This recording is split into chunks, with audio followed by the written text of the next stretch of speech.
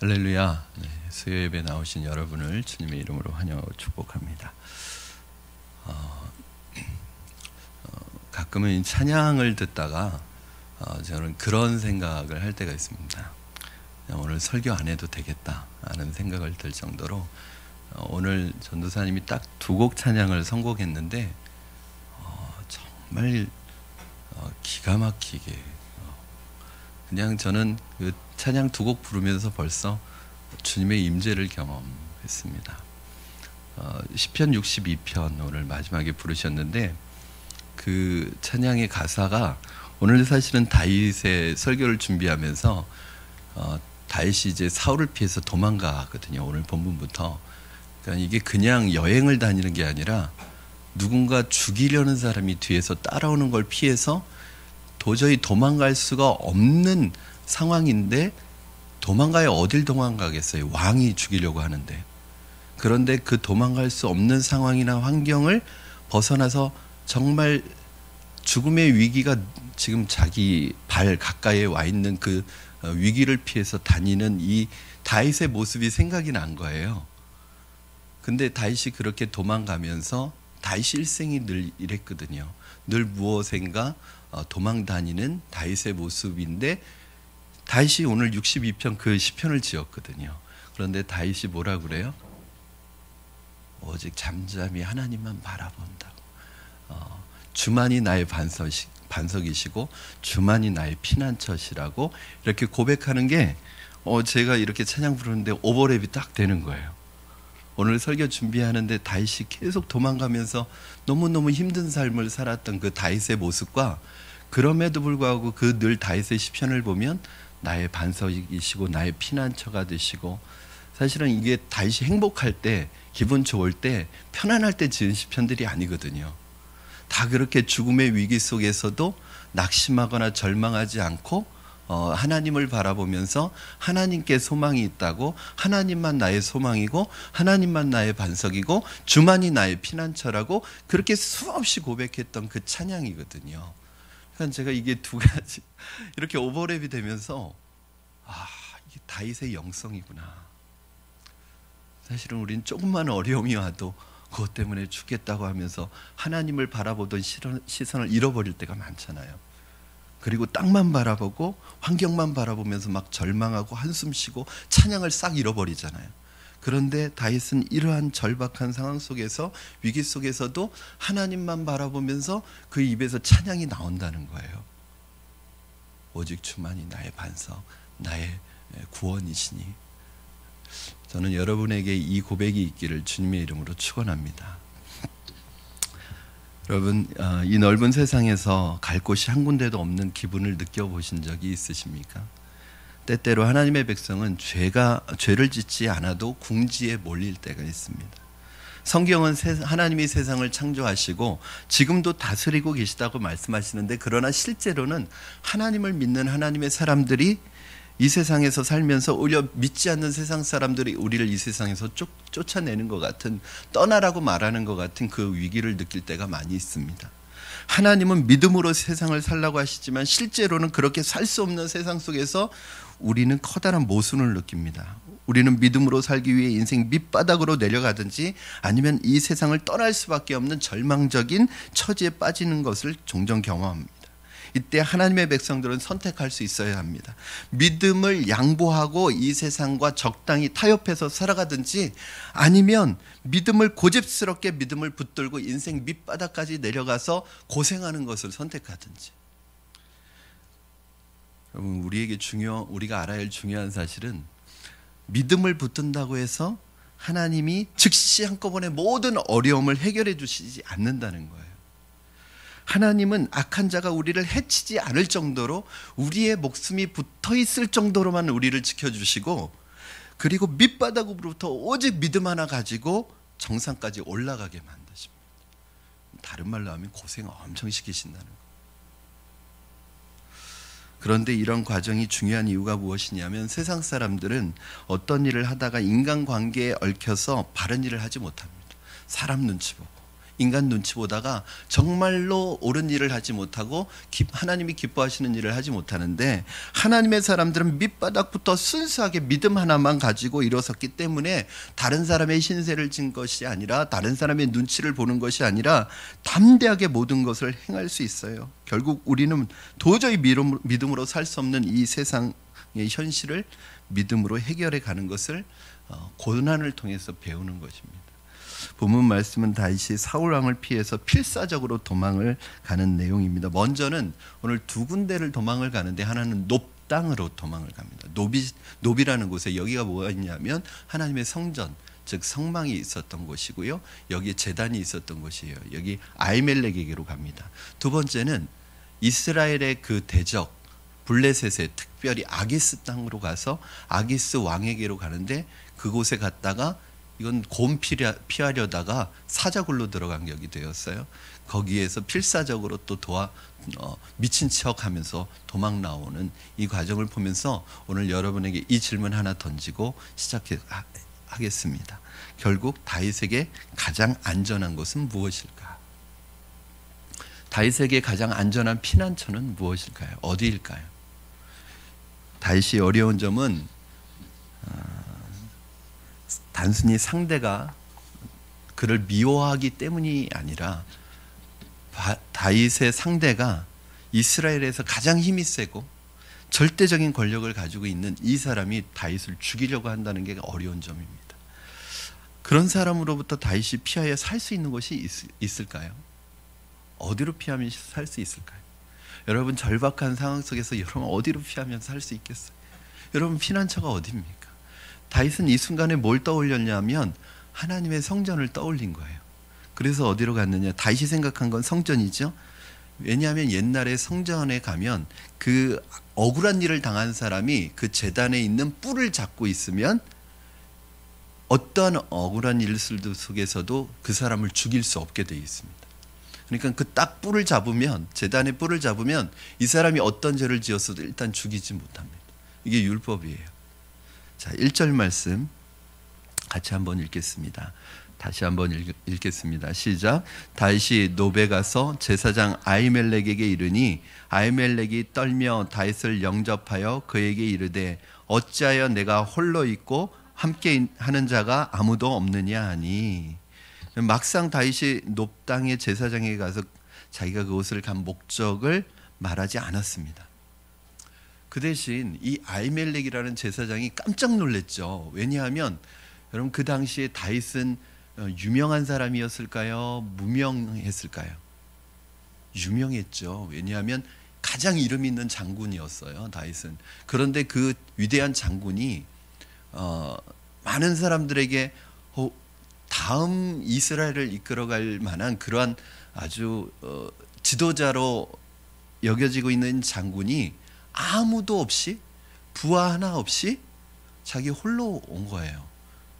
이런 일은 없잖아요. 그러니까 물었어요, 되려. 왜 너 혼자 왔느냐?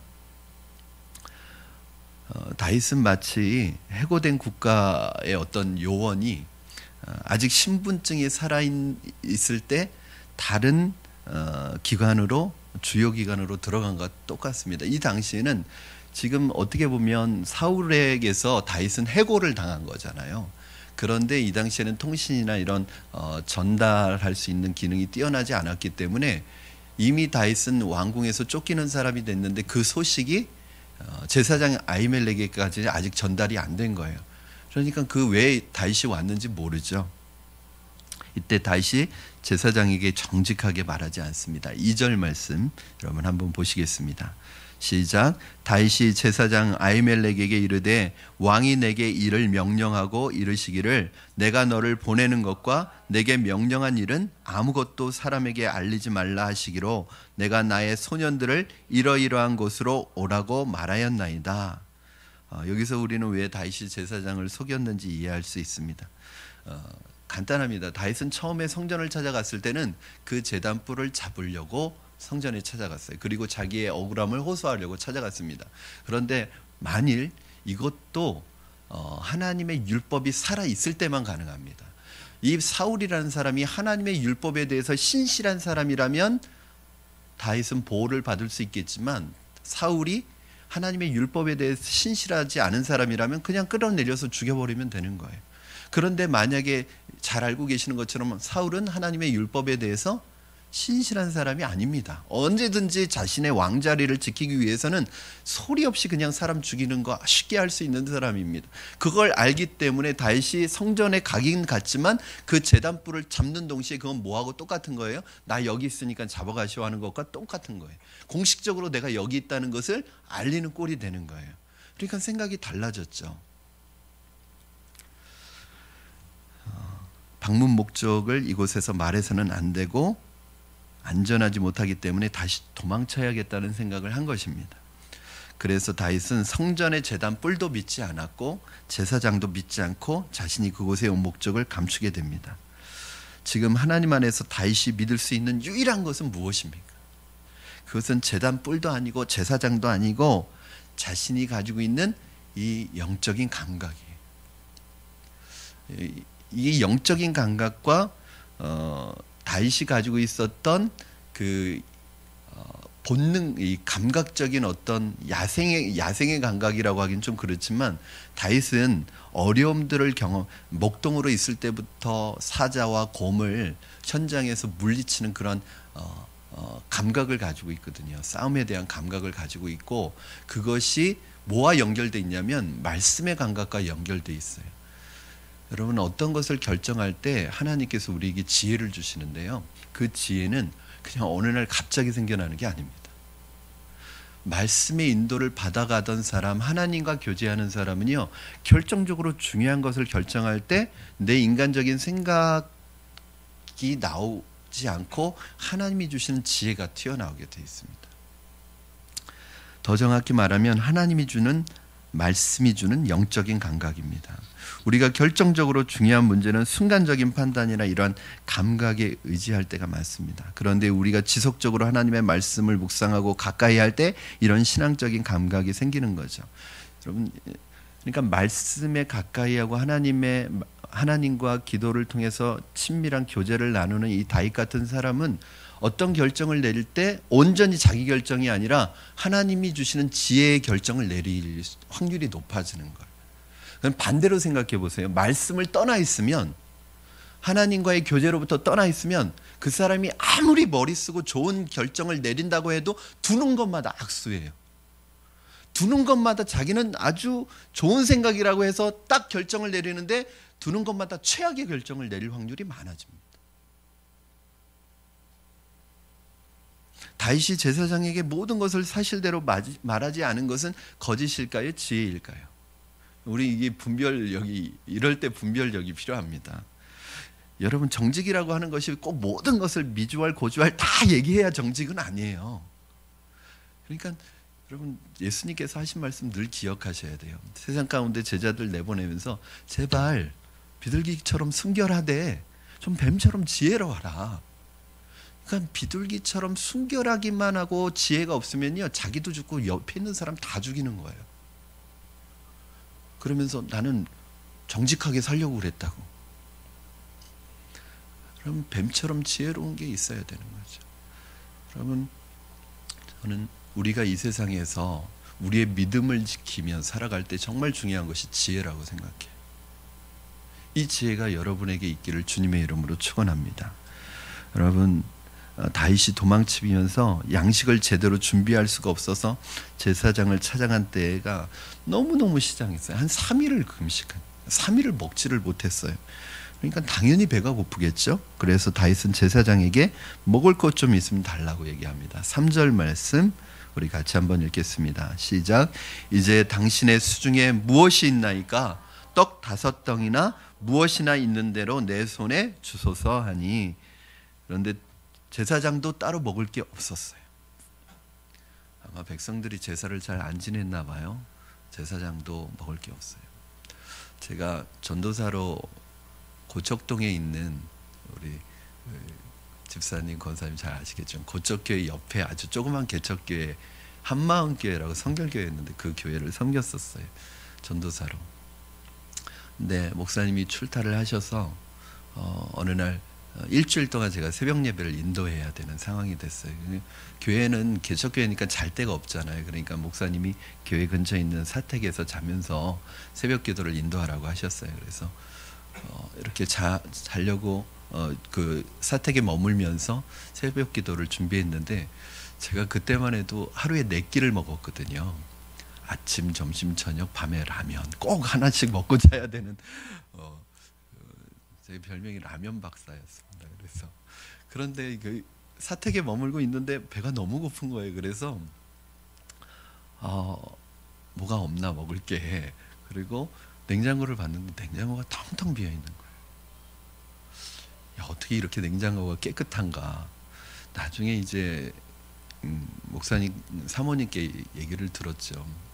주일날 예배 끝나고 이제 식사를 같이 하잖아요, 성도들과. 거기 남은 밥과 음식을 가져와서 그거 가지고 일주일 동안 드시는. 저는 그때 사례비를 그래도 아주 파격적으로 30만 원 받았거든요. 그런데 담임 목사님 사례비는 없었어요. 그리고 주일날 나온 그 식사를 가지고 일주일 동안 그거 가지고 지내시는 거예요. 제가 너무 그때 성도님들이 좀 원망스러웠어요. 뭐냐면 성도님들이 많지는 않았지만 못 사는 분들은 아니었거든요.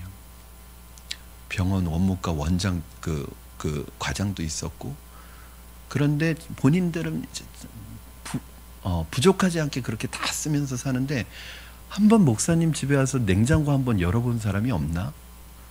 목사님 먹을 게 없어서 일주일 동안 뭐 살 수도 없고, 양식을 살 수도 없고, 반찬을 살 수도 없고, 그냥 그 점심 때 남은 게 많으면 괜찮은데 그거 없으면 이게 텅텅 빈 거예요, 냉장고. 목사님 냉장고 한번 열어봐서 그런 거 살펴보는 성도가 없나? 그런 마음이 드는 거예요. 저는 오늘 본문 보면서 제사장에게 먹을 것을 구했거든요. 근데 제사장들은 뭘 가지고 사냐면 성도들이 드린 제물 가지고 거기에서 나오는 거 가지고 먹고 사는데, 이 제사장도 먹을 게 없는 거예요. 뭐만 있냐면 성전에 있는 진설병만 있는 거예요. 여러분, 근데 잘 아시는 것처럼 이 진설병은 일반인들이 먹을 수 있습니까? 없습니까? 없죠. 이건 거룩한 떡이기 때문에 제사장들만 먹을 수 있는 거예요. 그 떡만 남아 있는 거예요. 그런데 이 떡을 다윗에게 줘야 합니까? 안 줘야 합니까? 줘야 돼요? 안 줘야 돼요? 그나마 그거 제사장 먹을 것도 없는데 그거 일반 사람에게 줘야 돼요? 안 줘야 돼요? 이건 너희는 먹으면 안 되는 거예요. 그러고 안 줄 수도 있잖아요. 근데 이 아히멜렉이 그걸 주는 거예요. 4절 말씀 한번 보시죠. 시작. 제사장이 다윗에게 대답하여 이르되 보통 떡은 내 수중에 없으나 거룩한 떡은 있나니 그 소년들이 여자를 가까이만 하지 아니하였으면 주리라 하는지라. 그럼 여기 굉장히 중요한 게 있습니다. 제사장만 먹을 수 있는데 다윗이 너무나 배고파하니까 다윗과 그 일행이 여인과 접촉했는지 묻고 이 떡을 먹게 했습니다. 이거 신학적으로 중요한 것입니다. 율법에 의하면 거룩한 떡은 진설병은 일반인이 먹을 수 없었는데, 그러나 배고파 죽을 사람에게 율법은 양보의 규정이 있었습니다. 이것이 무엇을 의미하느냐? 즉 율법은 생명보다 우선할 수 없다. 아무리 율법적인 규정이 있어도 병든 사람, 배고픈 사람 먹게 하고 병든 사람 치료해주고 고통을 덜어주는 것이 바로 율법이다. 사람을 내팽개치고 기계적으로 율법만 지키면 안 된다. 사람의 생명을 살리는 것이 율법의 정신이기 때문에 그렇습니다. 예수님은 율법의 정신을 뭐라고 말씀하시냐면 사랑이라는 거예요. 여러분, 율법에서 뭐뭐 하지 말라는 거에 너무 집착하시지 마십시오. 뭐뭐 하지 말라고 하는 그 하지 말라는 이유가 뭐예요? 바로 사랑의 정신 때문에 그래요. 간음하지 말라, 도적질하지 말라, 살인하지 말라, 뭐뭐 하지 말라 하지만 이게 다 뭐에 대한 얘기예요? 이웃을 내 몸과 같이 사랑하라는 그 말씀 속에 다 들어있는 거예요. 그러니까 율법에서 사랑이라는 이 정신을 빼버리고 사람을 살리는 정신을 빼버리면 율법은 사람을 살리는 법이 아니라 사람을 죽이는 법이 되는 거예요.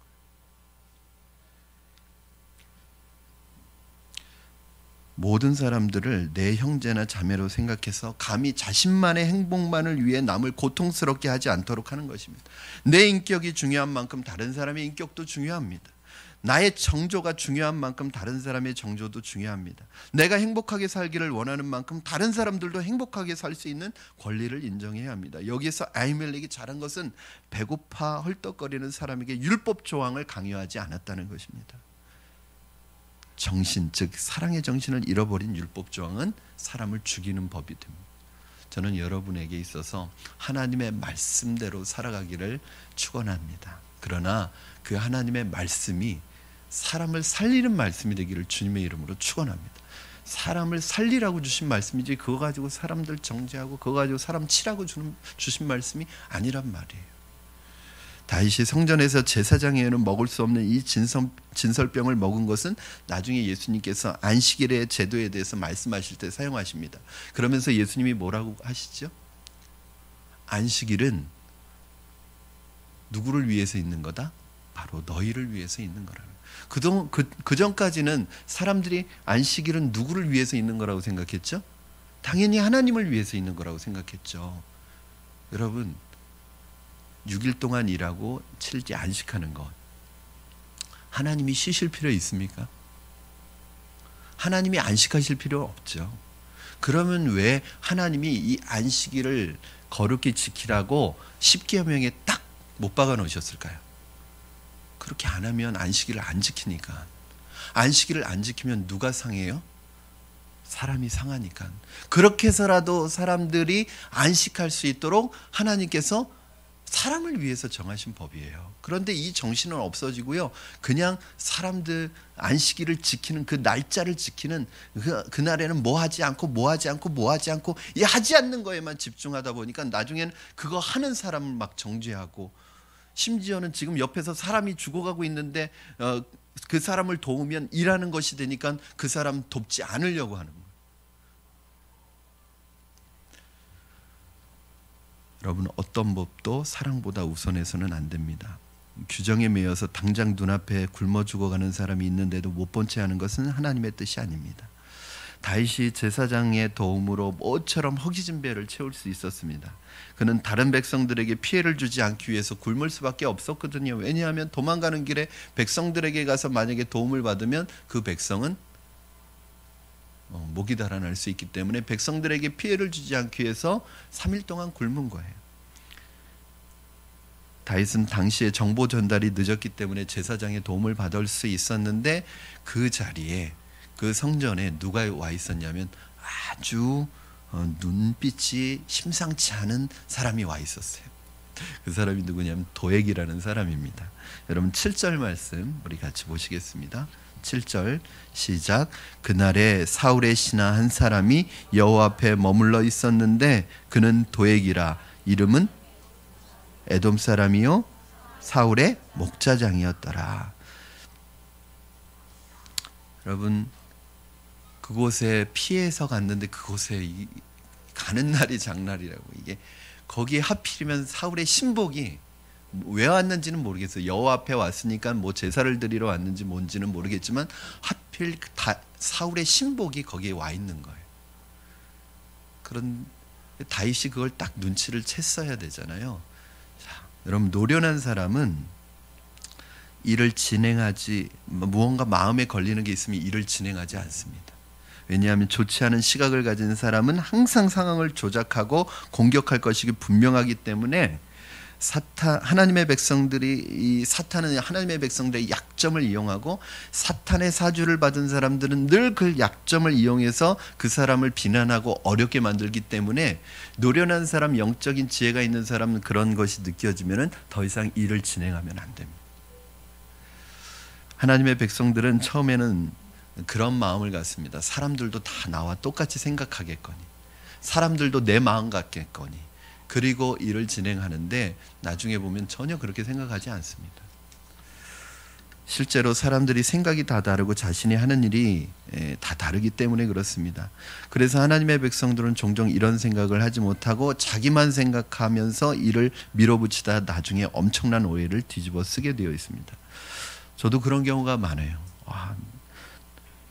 당연히 저분도 설명하지 않아도 나와 같은 생각을 하고 있겠거니 하고 일을 진행하는데 전혀 그렇지 않습니다. 전혀 다른 생각을 하고 있어요. 그리고 나중에 그것을 오해해요. 그리고 그것이 뒷말이 생겨요.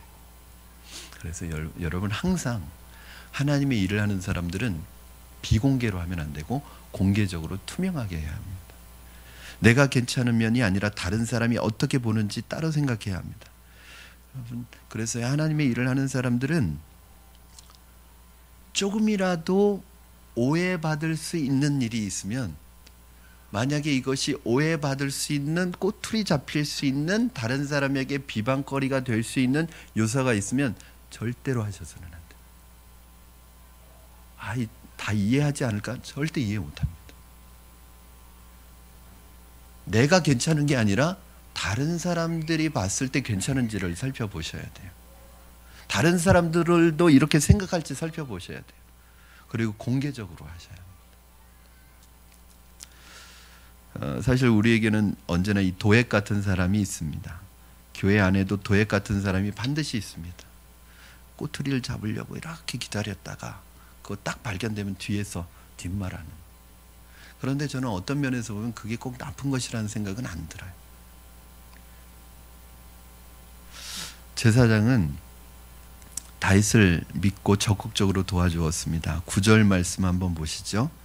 9절 같이 읽겠습니다. 시작. 제사장이 이르되 내가 엘라 골짜기에서 죽인 블레셋 사람 골리앗의 칼이 보자기에 쌓여 에봇 뒤에 있으니 내가 그것을 가지려거든 가지라.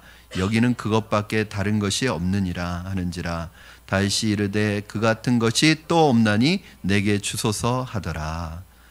다윗이 제사장에게 무기를 요구한 것이 과연 잘한 일일까요? 제사장은 하나님께 기도하는 것이 무기이기 때문에 제사장에게는 칼이나 창이 필요 없습니다. 그런데 성전에는 다윗이 골리앗을 죽이고 빼앗은 그 골리앗의 칼이 있었어요. 왜 골리앗의 칼이 성전에 있었을까요?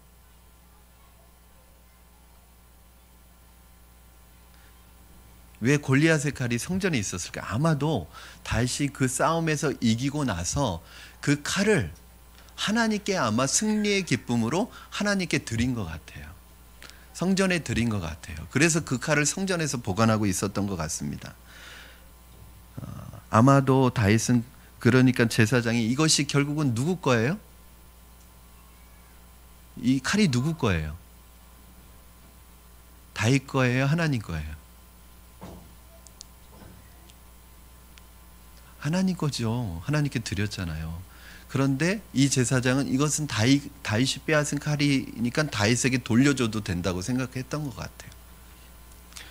여러분, 그러나 하나님께 바쳐졌던 것이 형편이 어려워졌다고 해서 도로 받을 수 있는 것은 아닙니다. 일단 무엇이든지 하나님께 바쳐진 것은 나의 것이 아니기 때문에 도로 돌려달라고 할 수 없습니다. 헌금을 내가 드렸다고 해서 나중에 돌려달라고 할 수 없습니다. 헌금을 내가 드리고 교회를 위해서 그것을 하나님께 드렸는데 내 생활이 어려워졌다고 해서 다시 그거 돌려주면 안 되겠습니까? 할 수 없는 거예요. 왜냐하면 일단 하나님께 드려진 건 하나님 것이기 때문에 그렇습니다. 그런데 아마도 다윗도 골리앗을 죽인 그 칼이 과거 하나님의 능력을 회상하는 데 도움이 되고 그 하나님의 능력을 회복하는 데 도움이 될 거라고 생각했던 것 같아요. 그 칼을 달라고 했습니다. 그러나 이게 다윗의 실수예요. 다윗은 과거에 임하셨던 하나님의 은혜를 구하는 게 아니라 현재 임하는 하나님의 은혜를 새롭게 구해야 돼요. 여러분, 자꾸 과거로 돌아가지 마세요. 과거에 내가 이런 거 했는데, 과거에 주시는, 그게 아니라 여러분 과거에 주셨던 거 가지고 사는 게 아니에요. 하나님의 백성은 날마다 내려주시는 만나와 같이 날마다 내려주시는 그날의 은혜를 받아야지 그날에 승리할 수 있는 거예요. 여러분, 어저께 성령 충만했다고 오늘도 성령 충만한 거 아니에요. 오늘에 필요한 성령 충만과 오늘에 필요한 은혜를 날마다 공급받지 않으면 우리는 살아갈 수 없는 거죠.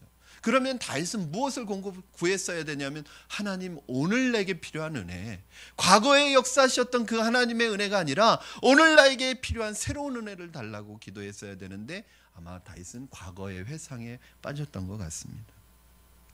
제사장은 다윗을 너무 친절하게 돕다가 오히려 나중에 사울의 진노를 사서 이 아히멜렉 일족이 다 죽임을 당합니다. 떼죽음을 당합니다. 왜? 다윗을 도와줬다고. 그것을 가지고 이제 나중에 다윗이 이 결과가 자기의 잘못 때문이라고 책임감을 통감하는 그런 부분이 나오게 되는. 사랑하는 여러분, 그렇기 때문에 항상 나로 인해 다른 사람이 피해를 보지 않는지, 혹시 나의 결정이나 생각 그리고 행동이 내가 의도하지는 않았지만 다른 사람에게 엄청난 피해나 불이익을 줄 수 있는지 살피고, 만일 그렇다면 잠깐 그것이 내게 유익하더라도 그것을 중단하고 포기할 수 있는 용기가 저와 여러분에게 있기를 주님의 이름으로 부탁을 드립니다. 다시 이게 아직은 다듬어지지 않은 거예요. 다윗이 결국 이스라엘 안에서는 사울을 피할 방법이 없다고 생각이 되어서 이스라엘 땅을 벗어나서 도망쳐야겠다고 생각하고 어디로 갔냐면 바로 원수의 땅인 블레셋 가드로 피신을 합니다. 그러나 그곳은 다윗이 가면 안 되는 곳이었습니다. 곰을 피하려다가 사자를 만난 꼴이 되었습니다. 10절 11절 말씀 여러분 같이 보시겠습니다. 시작. 그날에 다윗이 사울을 두려워하여 일어나 도망하여 가드 왕 아기스에게로 가니 아기스의 신하들이 아기스에게 말하되 이는 그 땅의 왕 다윗이 아니니까 무리가 춤추며 이 사람의 일을 노래하여 이르되 사울이 죽인 자는 천천히요 다윗은 만만이로다 하지 아니하였나이까 한지라. 아멘. 여러분, 사람이 궁지에 몰리면 여러 변수들을 제대로 생각하지 못하게 됩니다. 왜냐하면 영적으로 눌리고 긴장해서입니다. 그래서 나름대로 잘 생각하고 내린 결론이 최악의 결정일 경우가 있습니다. 그래서 우리가 기도해야 되는 이유가 여기에 있습니다. 왜냐하면 하나님의 사람들이 궁지에 몰리면 너무 긴장하고 너무 위축이 되고 너무 두려워한 나머지 잘못된 결정을 내리는데 그것이 엄청나게 오늘 본문에 보면 다윗이 목숨을 잃을 위기에 처합니다. 여러분, 그래서 기도해야 합니다. 그래서 영적으로 긴장감이 풀어지지 않게 해야 합니다. 다윗은 도저히 이스라엘 안에서 사울 왕을 피할 수 없다고 생각하고 사울이 따라올 수 없는 블레셋 땅 가드로 도망쳤는데, 여러분, 예전에는 그런 일이 있었거든요. 이 용병들을 많이 썼습니다. 그러니까 사울도 사실은 그 백성들을 언제나 전쟁이 나면 소집하기가 참 어려워요. 왜냐하면 다 흩어져서 지파별로 흩어져 살고 있는데 전쟁 나면 소집하면 이게 굉장히 시간이 많이 걸리거든요. 그래서 누구를 키웠냐면 사병들을 키웁니다. 자기의 사병들을 키워요. 그러니까 이 용병을 많이 썼단 말이에요. 그러면 정말 싸움을 잘하고 이런 용병들이 자기 부족으로 오든가 나라로 와서 내가 당신들을 위해 싸우겠습니다 하면 몸을 의탁하면 다 받아주었습니다. 이제 다윗도 그런 의미에서 용병으로 자신을 의탁한 거예요. 근데 용병도 용병 나름이지 너무 유명한 용병이 온 거예요. 그 가드 사람들, 그 아기스의 신하들이 딱 보니까 이건 딱 봐도 누구예요? 두 가지를 딱 아는 거예요. 뭘 알죠? 골리앗을 쓰러뜨린 장수라는 걸 아는 거예요. 그리고 또 뭐예요? 이스라엘 여자들이 사울은 천천히요 다윗은 만만이라도 노래했던 그 사람이라는 거예요. 그리고 오늘 본문에 보면요 다윗을 뭐라고 표현하고 있어요? 그 땅의 왕이래요. 벌써 이 블레셋 사람들까지도 누구를 왕으로 알고 있는 거예요? 다윗을 왕으로 알고 있는. 여러분 보세요. 뭐 장군 하나가 기순하는 거야 뭐 받아들일 수 있지만 그 땅의 왕이 기순하는 게 이게 맞습니까? 틀립니까? 이해가 안 가죠. 그러니까 이게 가짜라고 생각한 거죠. 그래서 신하들이 이 다윗을 죽여야 된다고 몰아가고 있었어요. 그때 다윗의 목숨이 경각에 걸려있는 이때 하나님께서 다윗에게 순간적인 지혜를 주셨어요. 저는 이게 참 하나님의 사람의 사는 것은 어디에 있냐면 순간에 달려 있습니다. 저는 여러분이 늘 깨어 있기를 바랍니다. 이것도요 순간적인 지혜도 아무에게나 주는 게 아니에요. 늘 하나님의 말씀에 귀를 기울이고 기도하는 사람에겐 이 위기의 순간에 순간적인 지혜가 떠오르는데 하나님의 말씀이나 기도를 통해 하나님과 교제가 전혀 없는 사람은요, 이런 때 늘 악수만 든다니까요. 그런 순간적인 지혜가 떠오르지 않으면 머리가 그냥 먹통이 됩니다. 영적인 부분에 있어서는 먹통이 돼요. 아무것도 생각이 안 나요. 영적으로는 다 인간적인 생각만 나요. 그러니까 그 인간적인 생각 가지고 딱 결정하면 가장 안 좋은 최악의 결정만 내려요. 여러분, 기도하지 않고 결정하지 마세요. 하나님의 인도를 말씀을 통해서 인도받지 않고는 절대 아무것도 결정하지 마세요. 최악을 둘 수 있다니까요. 최악의 결정이 될 수 있습니다. 그러나 기도하고 말씀의 인도를 받아 결정하는 것은 지금은 좀 어리석은 결정 같아도 최선의 결정이 됩니다. 이게 왜냐하면 하나님이 주시는 지혜예요. 이게 영적인 내공이에요. 12절에서 14절 어떤 지혜를 주시나 보십시오. 시작. 다윗이 이 말을 그 마음에 두고 가드 왕 아기스를 심히 두려워하여 그들 앞에서 그의 행동을 변하여 미친 채 하고 대문짝에 그적거리며 침을 수염에 흘리매 아기스가 그의 신하에게 이르되 너희도 보거니와 이 사람이 미치광이로다. 어찌하여 그를 내게로 데려왔느냐. 다윗이 순간적으로 여기에서 살아나려면 미친 척해야 된다라는 느낌이 드는 거예요. 여러분, 방법이 없을 것 같아도요, 방법이 있습니다. 다윗이요 갑자기 침을 흘리면서 대문을 긁기 시작했습니다. 이거 얼마나 자존심 상하는 일이.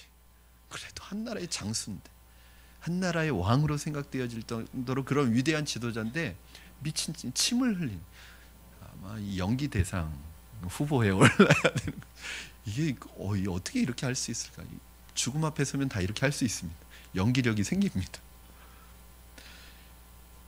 그러면서 이 미친 행동을 하는 것을 보고 아기스 왕이 막 신하들을 화냅니다. 미치광이를 내가 볼 시간, 내가 얼마나 바쁜데 이 미치광이를 데려와서 나에게 보게 하느냐. 당장 데리고 나가라. 여러분, 유혹이나 시험에 빠졌을 때 체면 차리면 안 됩니다.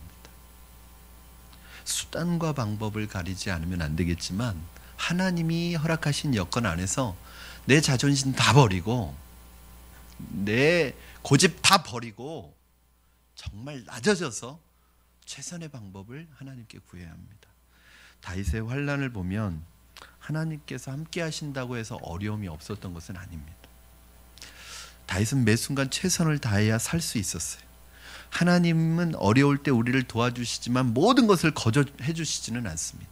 하나님이 우리를 침대에 가만히 눕힌 채로 나르지 않으십니다. 우리가 스스로 하나님이 주시는 지혜로 하나씩 해결해 나가도록 그렇게 인도하십니다. 결국 가만히 앉아 있어서 되는 일은 아무것도 없습니다. 움직여야 하고 순발력을 발휘해야 합니다. 그것이 다 어디서 나오느냐? 하나님이 주시는 지혜에서 나오는 것입니다.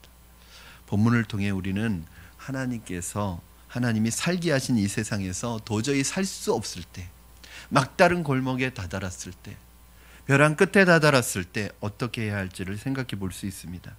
이때 우리에게 보장된 것은 하나 없이 여러분, 오로지 하나님의 말씀에 대한 감각과 스스로의 판단력으로 하나님의 뜻을 찾아가야 하는 것. 이때 다윗은 자꾸 사람을 의지하려고 했습니다. 그러나 사람을 의지하려고 하면 할수록 점점 더 어려운 환경에 빠져버립니다. 이것이 바로 다윗의 시행착오였습니다. 사람들은 아무도 다윗을 도와줄 수 없었습니다. 왜냐하면 그 상황에 빠뜨리신 분이, 그 위기로 빠뜨리신 분이 누구냐면 하나님이기 때문에 이 문제의 답은 누구에게 있냐면 사람에게 있지 않고 하나님께 있는 거예요. 하나님이 지금 이 여러분의 어려운 상황을 만드셨단 말이에요. 지금 하나님이 막다른 골목으로 여러분을 몰아가셨단 말이에요. 하나님이 여러분을 벼랑 끝으로 몰아가셨단 말이에요. 하나님이 만드신 상황이란 말이에요. 그러면 사람 의지에서 사람 찾아가서 해결될 문제가 아니에요. 하나님께 방법이 있습니다. 이제 다윗은 하나님이 주신 말씀을 의지하며 살아나야 합니다. 또한 다윗에게 안전한 곳이 하나 있었습니다. 그것은 이스라엘도 아니고 블레셋도 아니었습니다. 오직 하나님의 말씀을 붙드는 공동체, 그냥 눈에 보이는 형식적인 교회, 형식적인 공동체는 나의 피난처가 될 수 없습니다. 아히멜렉의 성전밖에 되지 않습니다. 그러나 하나님의 말씀이 살아있는 교회는 우리를 모든 적의 공격으로부터 안전하게 지켜주는 산성이 될 것입니다. 그 교회 공동체 안에 거하면서 그 교회 공동체로부터 흘러나오는 말씀으로 힘을 얻는 여러분 되시기를 주님의 이름으로 축원합니다. 이런 때일수록 말씀 들어야죠. 이런 때일수록 말씀 붙들어야죠. 그런데 정말 성도가 어렵고 힘든 그 순간에 그 성도를 도울 수 있는 방법은 아무것도 없다니까요. 돈을 대주겠어요? 뭐 사람을 대주겠어요? 그러나 그런 말씀에 모든 게 다 있는, 말씀 듣고 말씀으로 회복되면 다 생깁니다. 무디 목사님 얘기를 제가 자주 하는데, 무디 목사님이 성전을 교회를 건축했는데 그 건축한 지 얼마 안 되는 교회가 화재로 홀라당 태버렸어요. 그러면 그 안에 그 교회 금고 안에 여러 가지 중요한 문서들도 있었고 여러 가지가 있었을 거 아니에요. 그런데 가까스로 무디 목사님이 거기에서 빠져나왔는데 그 교회 성도나 중직자들이 그렇게 묻더래요. 목사님, 그거 가지고 나오셨어요? 중요한 문서들, 그 중요한 것들 다 가지고 나오셨어요? 아니, 나 아무것도 안 가지고 나왔다. 아니, 목사님 그걸 가지고 나오셔야지. 왜 빈소로는 나오셨어요? 이거 가지고 나왔다고. 이게 백지수표라고. 아무것도 없어도 이거 하나면 다시 시작할 수 있다고. 말씀 하나면 다시 시작할 수 있다고. 저는 그런 믿음이 저와 여러분에게 있기를 바랍니다. 그래서 교회에서는요, 하나님의 말씀이 선포돼야죠. 말씀이 말씀대로 선포되어지고 그 말씀의 힘으로 여러분 살아날 수 있으면요, 그것이 가장 안전한 피난처입니다. 말씀을 정리합니다. 마지막 순간까지 하나님의 말씀과 기도를 통해 하나님을 붙드는 것 외에 다른 것 의지하지 않는 여러분 되기를 바랍니다. 그리하면 하나님께서 이 상황과 환경을 통해 여러분을 성장시키시고 훈련과 연단을 통해 말씀과 기도의 사람으로 세우셔서 결국에는 여러분 승리하도록 만드실 줄로 믿습니다. 하나님께서 여러분에게 승리를 주실 줄로 믿습니다. 우리 이 시간에 우리 함께 하나님 앞에 기도했으면 좋겠습니다. 오늘 말씀처럼 하나님, 마지막 순간에 하나님께서 우리에게 허락하신 이 환경 속에서 하나님의 말씀과 기도를 통해 말씀을 붙드는 것 외에 다른 것 의지하지 않게 하여 주시옵소서. 하나님, 죽음의 위기 앞에서 가장 절망적인 목숨을 잃을 수밖에 없는 위기 앞에서 그 불안하고 두려움 속에서 다시 하나님만 나의 반석이고 주만이 나의 산성이고 주만이 나의 피난처라고 고백했습니다. 오직 하나님만 바라보라고 고백하고 있습니다. 하나님, 현실의 고통 때문에 낙심하고 절망하지 않게 하여 주시옵소서.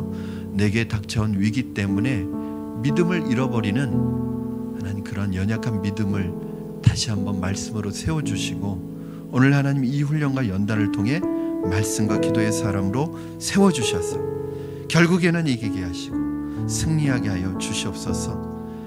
하나님을 사랑하는 자 곧 그의 뜻대로 부르심을 입은 자들에게는 모든 것이 합력하여 선을 이룬다고 하셨사오니 지금 우리가 겪고 있는 이 어려움도 합력하여 선을 이루는 하나님의 기적의 통로가 되게 하여 주시옵소서. 하나님 말씀 의지합니다. 하나님만 붙듭니다. 하나님만 바라봅니다. 하나님, 우리의 입술을 통해 찬송이 터지게 하여 주시옵소서. 하나님 앞에 기도하며 나가겠습니다. 살아계셔서 역사하시는 하나님 아버지 감사합니다.